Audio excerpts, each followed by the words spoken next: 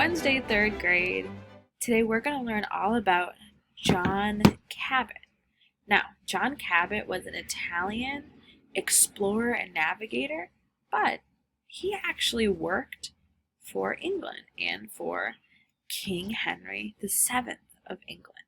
So we're going to learn all about him today. So we're going to take a little break from our conquistadors, and we're going to learn about our navigators from different countries. So, let's get started. Earlier, you learned about Christopher Columbus, who was an Italian explorer who sailed to represent Spain's interest. Today, you will learn about John Cabot, another Italian explorer who sailed to represent England's interests. We know very little about the early years of Cabot's life. Historians believe that he was born in Genoa, Italy, the same birthplace as Christopher Columbus. He was also born about the same time as Columbus. In his early years, Cabot was known by his Italian name, Giovanni Cabot. He lived for many years in the Italian city of Venice, where he worked as a merchant and a sailor. His work in Venice led him to travel along the coasts of countries in the eastern Mediterranean Sea, where he further developed his navigational skills. And you can see him right there. He's using his tools to figure out where he's going. As a merchant, he began to think he could obtain spices more quickly and cheaply by finding a westward water route to take him to the east.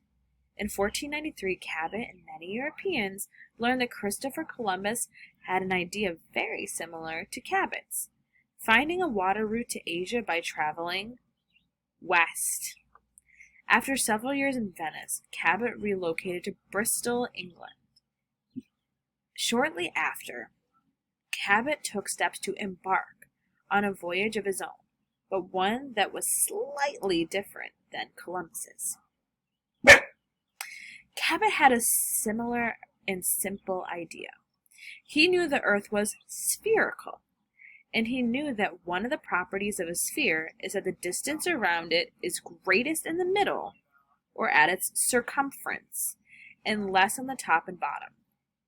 If you apply this basic geometry to Earth, it means that the circumference of the Earth is greater at the equator and is significantly less north or south of the equator. Think about a basketball. The circumference of the basketball, or the distance around it, if you measure in the middle, is about 30 inches. The distance around the same ball, if you measure it at a point closer to the top, is only 15 inches. So this way. Cabot thought Columbus had made a strategic mistake in his attempts to sail to the East Indies. Columbus had sailed in the middle latitudes, this way, close to the equator, where the distance would be the longest. Cabot thought he could get to the East Indies faster by sailing at a more northerly latitude, where the distance would be shorter. He proposed heading north, hoping to find a northwest passage to Asia and the East Indies. Cabot tried to find sponsors and investors to support his voyage to find the Northwest Passage. In 1496, Henry VII, the King of England, decided to sponsor Cabot. Merchants in Bristol helped support the voyage as well. Henry VIII gave Cabot permission to explore and claim unknown lands for England. Cabot was encouraged to bring any merchandise he acquired back to Bristol, England. Cabot was told he would enjoy a great share of the trade profits if the voyage was successful.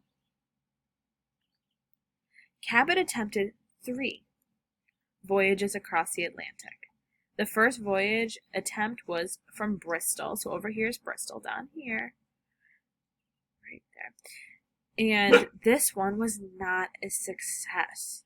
Cabot and his men encountered terrible weather and ran short on supplies. In addition, Cabot had some disagreements with his crew regarding his route.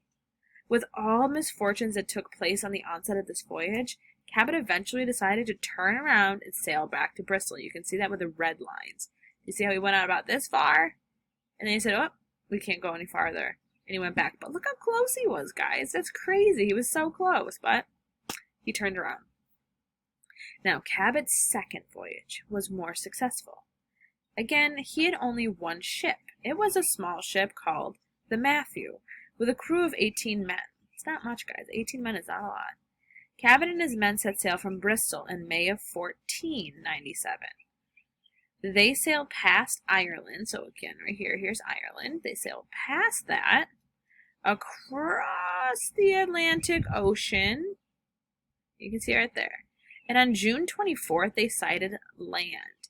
Historians think Cabot made landfall at some part in the area of Labrador and Newfoundland. So you can see there. Or Cape Breton Island in present-day Canada. But the exact location is not known for certain. Cabot did not spend much time on land. It appears that he and his men only got the ship maybe once and did not wander inland more than a few hundred feet. They did not encounter any Native Americans, but they found signs of their settlement. Cabot claimed the land for England, collected some fresh water, and got back on board his ship.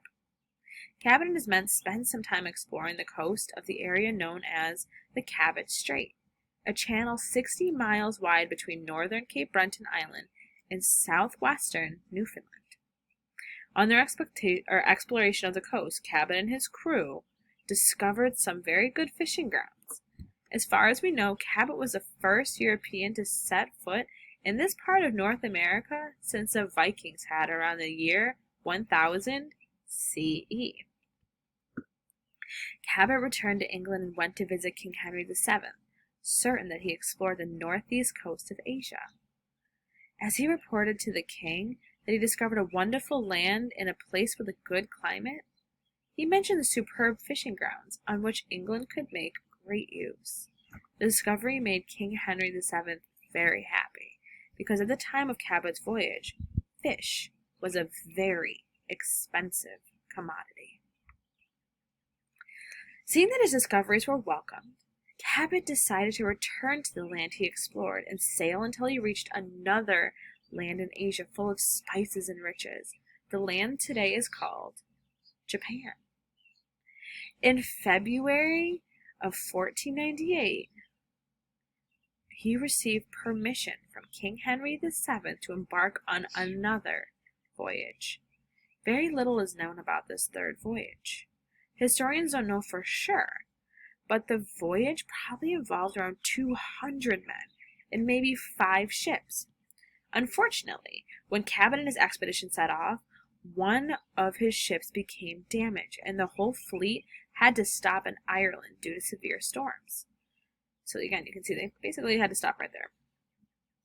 Cabot was supposedly not heard from again, and some historians even think he died on that voyage. Other historians think he returned from the voyage and lived in London for a short time until approximately 1500. There is still little evidence about his voyage or his whereabouts of Cabot after the voyage, so historians can't really be sure of its outcome. John Cabot was like Christopher Columbus in many ways. Both men were born in Genoa, Italy. Both men convinced foreign kings to sponsor their explorations. Both men attempted to sail to the East Indies and ended up finding something else altogether. Cabot's exploration proved very important for England. His attempts to find the Northwest Passage to the East Indies failed, but finding and claiming land on the continent of North America instead were the essential for England to later become, and they would later establish, the British colonies. Okay, guys, have a great night, and we'll see you tomorrow.